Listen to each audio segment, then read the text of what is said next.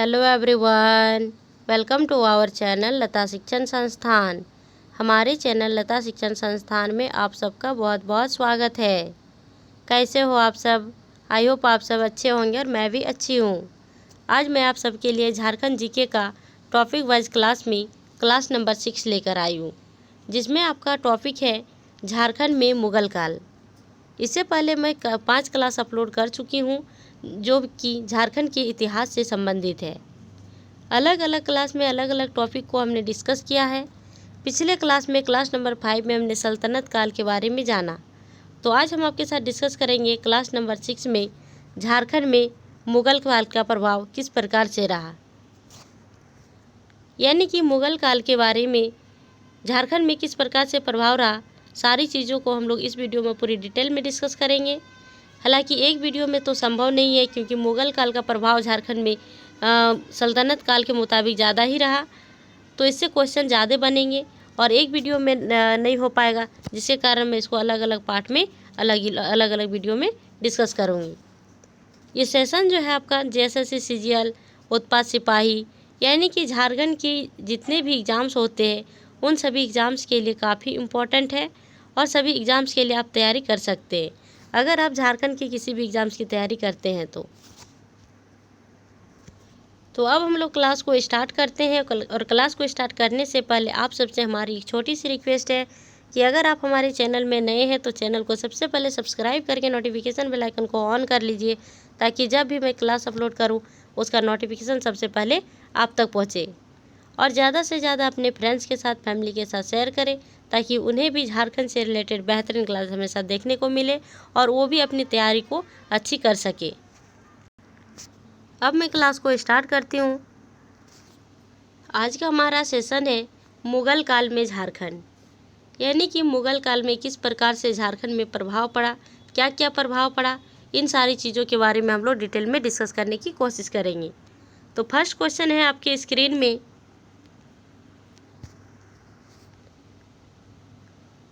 शेरशाह ने बंगाल पर अधिकार करने के क्रम में झारखंड के किस रास्ते का उपयोग किया था। यानी कि शेरशाह जो था एक मुग़ल शासक था, इन्होंने बंगाल में अधिकार करने के समय झारखंड के कौन से रास्ते का उपयोग किया था। ऑप्शन ए है तेलियागढ़, बगोदर, सरिया, बरही। तो इस क्वेश्चन का राइट आंसर होगा आपका option number A is right answer.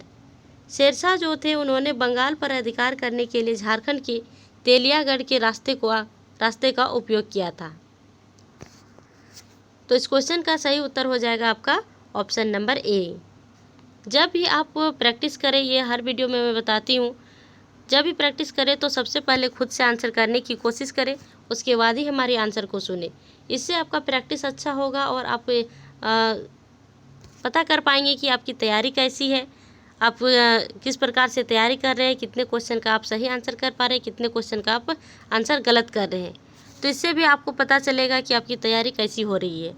तो खुद से पहले आंसर करने की कोशिश करें, उसके बाद ही हमारी आंसर को देखें। नेक्स्ट क्वेश्चन है, झारखंड में मुसलमानों का मार्ग प्रशस्त करने वाला निम्न में से कौन सा शासक था। ऑप्शन ए है खवास खान, गौंड शासक Shashank, option C Sher Shah, option D Akbar.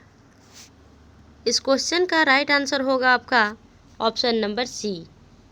Jharkhand में मुसलमानों का मार्ग प्रशस्त करने वाला शासक था और मुग़ल शासक था, वो था कौन? शेरशाह था। तो इस क्वेश्चन का राइट आंसर होगा आपका option number C is right answer. अगला क्वेश्चन है, निम्न में से कौन सा कथन बाबर हुमायूं कालीन झारखंड के संबंध में सही है। यानी कि मुग़ल शासक बाबर और हुमायूं के समय जो था, उनका जो काल था, उस काल में झारखंड के संबंध में कौन सा कथन सही है। ऑप्शन ए है मुग़ल बादशाहों बाबर एवं हुमायूं के शासनकाल में झारखंड उसके प्रभाव क्षेत्र के दायरे से बाहर था। यानी कि जिस समय मुग़ल बादशाह बाबर और हुमायूं शासन कर रहे थे, उस समय उसके प्रभाव ज़्यादा झारखंड में नहीं पड़ा। ऑप्शन बी है बाबर और हुमायूं के शासनकाल में झारखंड मुग़ल विरोधी अफगानों का आश्रय स्थल बन गया था। यानी कि जिस समय बाबर और हुमायूं मुगल काल के शासक थे, जिस समय शासन कर रहे थे, उस समय झारखंड मुगल विरोधी अफगानों का आश्रय स्थल बन गया था। ऑप्शन सी है, हुमायूं के सबसे बड़े शत्रु जो थे वो थे शेरशाह। शेरशाह ने मुगल अफगान संघर्ष में इस क्षेत्र का कई बार उपयोग किया था। यानी कि हुमायूं के सबसे बड़ा शत्रु शेरशाह जो थे, उन्होंने मुगल अफगान संघर्ष के दौरान इस क्षेत्र का यानी हमारे झारखंड का कई बार उपयोग कर चुके थे। ऑप्शन डी है, इनमें से सभी कथन सत्य है। तो ये है स्टेटमेंट वाली क्वेश्चन जिसमें आपको कथन दिए गए हैं। सबसे पहले तो आप ध्यानपूर्वक पढ़ेंगे, अच्छे से रीड करेंगे, उसके बाद ही आंसर करने की कोशिश करेंगे। और इस तरह के क्वेश्चन इतिहास से अक्सर पूछे जाते हैं, मुगल काल से खास करके पूछे जाते हैं, और जेएसएससी में तो खास करके पूछे ही जाते हैं। तो आप सबसे पहले क्वेश्चन को पढ़ेंगे ध्यान से, यहाँ सही पूछा गया है या फिर गलत पूछा गया है। उसके बाद जितने भी स्टेटमेंट दिए गए हैं, स्टेटमेंट को आप ध्यानपूर्वक पढ़ेंगे और समझने की कोशिश करेंगे। तो इस क्वेश्चन का राइट आंसर होगा आपका option number D is right answer.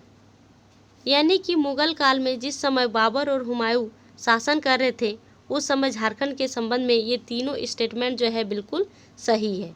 यानी कि मुगल बादशाहों बाबर और हुमायूं के शासनकाल में झारखंड उसके प्रभाव क्षेत्र से जो है बाहर था। और ऑप्शन बी में है, बाबर और हुमायूं के शासनकाल में झारखंड मुगल विरोधी अफगानों का आश्रय स्थल भी बन चुका था। और ऑप्शन सी जो है, हुमायूं के सबसे बड़े शत्रु थे शेरशाह, और उन्होंने मुगल अफगान संघर्ष में इस क्षेत्र का यानी कि हमारे झारखंड क्षेत्र का कई बार प्रयोग कर चुके थे। तो इस क्वेश्चन का राइट आंसर होगा आपका option number D. Next question है, शेर खान ने अपने किस सेनापति को झारखंड के पलामू क्षेत्र के चेरो शासक महाराज चेरो पर आक्रमण कर उसका दमन करने के लिए भेजा था? ऑप्शन ए है Jalal Khan, Ibrahim Ali, option C Khwas Khan, option D Chhajju Malik. तो सबसे पहले हम लोग क्वेश्चन को समझेंगे कि शेर खान ने अपने कौन सी यानी कि शेर खान का कौन सा सेनापति था जिन्हें शेर खान ने झारखंड के पलामू क्षेत्र में चेरो शासक महाराज चेरो पर आक्रमण कर उसका दमन करने के लिए भेजा था? तो इस क्वेश्चन का सही उत्तर होगा option number C is right answer. यानी कि इस क्वेश्चन का राइट आंसर हो जाएगा आपका ख्वास खान। अगला क्वेश्चन है, किस मुगल शासक के शासनकाल में मुगल साम्राज्य एवं झारखंड के बीच वास्तविक संपर्क स्थापित हुआ? Option A Humayun, Akbar, Jahangir, Shah Jahan. तो इस क्वेश्चन का राइट आंसर होगा आपका option number B is right answer. Mughal शासक के शासनकाल में मुगल साम्राज्य एवं झारखंड के बीच वास्तविक संपर्क हुआ कब, कौन से शासक के काल में? तो मुगल शासक अकबर के शासनकाल में मुगल साम्राज्य और झारखंड के बीच में जो है वास्तविक संपर्क स्थापित हुआ। तो इस क्वेश्चन का राइट आंसर होगा आपका option number B is right answer. अगला क्वेश्चन है आपकी स्क्रीन में, किस मुगल शासक के शासनकाल में मानभूम एवं हजारीबाग वाले क्षेत्र सर्वप्रथम मुगलों के संपर्क में आए? यानी कि झारखंड के मानभूम क्षेत्र जो कि वर्तमान का आपका धनबाद क्षेत्र पड़ता है, मानभूम क्षेत्र और हजारीबाग वाला क्षेत्र सबसे पहले मुगल शासन के संपर्क में आया कौन से शासक के काल में? Option A Babur, Akbar, Humayun, Jahangir. तो इस क्वेश्चन का राइट आंसर होगा आपका option number B is right answer. यानी कि मुगल शासक अकबर के शासनकाल में झारखंड का मानभूम क्षेत्र और हजारीबाग क्षेत्र जो है मुगलों के संपर्क में आया। तो इस क्वेश्चन का राइट आंसर होगा आपका option number B is right answer. अगला क्वेश्चन है आपकी स्क्रीन में, क्वेश्चन थोड़ी बड़ी है, लंबी क्वेश्चन है, तो आप ध्यानपूर्वक पढ़ने के बाद ही आंसर करने की कोशिश करेंगे। अगला क्वेश्चन है, निम्न में से किसने 1590-91 ईस्वी में मिदनापुर जाते समय मानभूम से गुजरा एवं पारा तथा तेलकुपी मंदिरों का जीर्णोद्धार करवाया? ऑप्शन ए है राजा मान सिंह, रंजीत सिंह, मधुकरण शाह, अकबर। तो इस क्वेश्चन का सही उत्तर होगा आपका option number A is right answer. Raja Man Singh सन 1590-91 ईस्वी में झारखंड के क्षेत्र से गुजरा और झारखंड के मानभूम क्षेत्र से गुजरा और उन्होंने पारा तथा तेलकुपी मंदिरों का जीर्णोद्धार भी करवाया। अगला क्वेश्चन है, निम्न में से किस मुगल शासक के शासनकाल में सिंहभूम सर्वप्रथम मुगलों से शामिल हो, यानी मुगल क्षेत्रों में मुगल काल में शामिल हो गया? Option A Babur, Akbar, Humayun. इस क्वेश्चन का राइट आंसर होगा आपका option number B is right answer, यानी कि अकबर। मुगल शासक अकबर के शासनकाल में सिंहभूम क्षेत्र जो है आपका सबसे पहले मुगलों से शामिल हुआ, मुगल काल में शामिल हो गया और मुगलों से इनका संपर्क हुआ। इससे पहले वाले क्वेश्चन में हम लोगों ने देखा कि झारखंड के धनबाद और मानभूम क्षेत्र जो है वो भी मुगल काल में शामिल हुआ। किनके काल में? तो वो भी हुआ आपका, इस क्वेश्चन में देख सकते हैं, अकबर के काल में। और अकबर के काल में ही आपका सिंहभूम क्षेत्र जो है वो भी शामिल हुआ, अकबर के शासनकाल में ही मुगलों में शामिल हो गया। तो इस क्वेश्चन का राइट आंसर होगा आपका option number B is right answer. Next question है, 1592 ईस्वी में राजा मान सिंह ने संथाल परगना के किस स्थान को बंगाल की राजधानी बनाया? Option A Deoghar, Rajmahal, Rohini. Option D है इनमें से कोई नहीं। क्वेश्चन कर रहा है कि सन 1592 ईस्वी में राजा मान सिंह ने संथाल परगना के कौन से क्षेत्र को बंगाल की राजधानी बनाया? तो इस क्वेश्चन का राइट आंसर होगा आपका option number B is right answer, यानी कि संथाल परगना के राजमहल क्षेत्र को राजा मान सिंह ने सन 1592 ईस्वी में बंगाल की राजधानी बनाया। अगला क्वेश्चन है, मुगल इतिहास ग्रंथों में झारखंड के किस राजवंश के शासकों को जमींदार ए खान आलम कहा गया है? ऑप्शन ए है नागवंशी शासक, चेरो शासक, सिंहभूम के सिंह शासक। ऑप्शन डी है इनमें से कोई नहीं। तो इस क्वेश्चन का राइट आंसर होगा option number A is right answer, यानी कि मुगल इतिहास ग्रंथों में झारखंड के नागवंशी शासकों को जमींदार ए खान आलम कहा गया है, जिसका अर्थ होता है हीरा खान का मालिक। ये जमींदार ए खान आलम का अर्थ होता है हीरा खान का मालिक।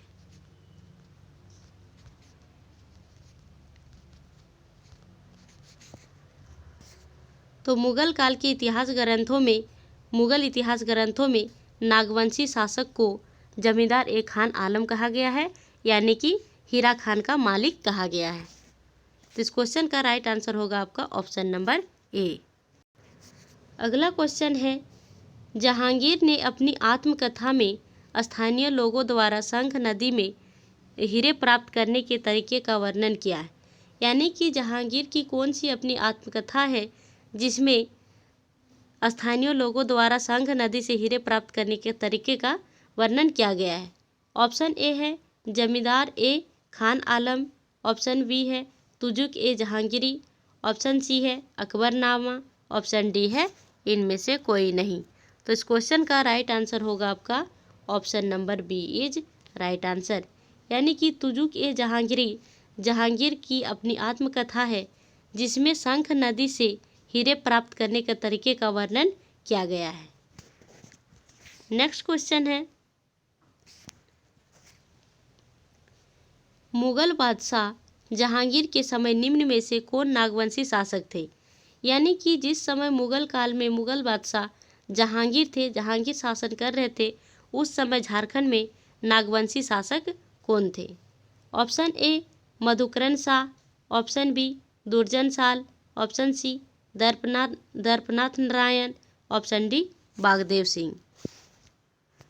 इस क्वेश्चन का सही आंसर है option number B is right answer, यानी कि जिस समय मुगल बादशाह जहांगीर शासन कर रहे थे, उस समय झारखंड के नागवंशी शासक दुर्जन साल थे और दुर्जन साल ने अपनी राजधानी खुखरा से हटाकर दोयसा को बनाया था। तो थोड़ी सी हम लोग दुर्जन साल के बारे में जान लेते हैं। दुर्जनशाल ने अपनी राजधानी खुखरा से बदलकर दोयसा को बनाया और दुर्जनशाल को ग्वालियर के किले में 12 वर्षों तक कैद करके रखा गया था। इन्हें हीरा परखी के नाम से भी जाना जाता है, इन्हें हीरा परखी कहा जाता है। अगला क्वेश्चन है, सन 1615 ईस्वी में जहांगीर ने निम्न में से किसे बिहार का सूबेदार नियुक्त किया और उसे कोकरा के हीरा खानों पर अधिकार करने का आदेश दिया।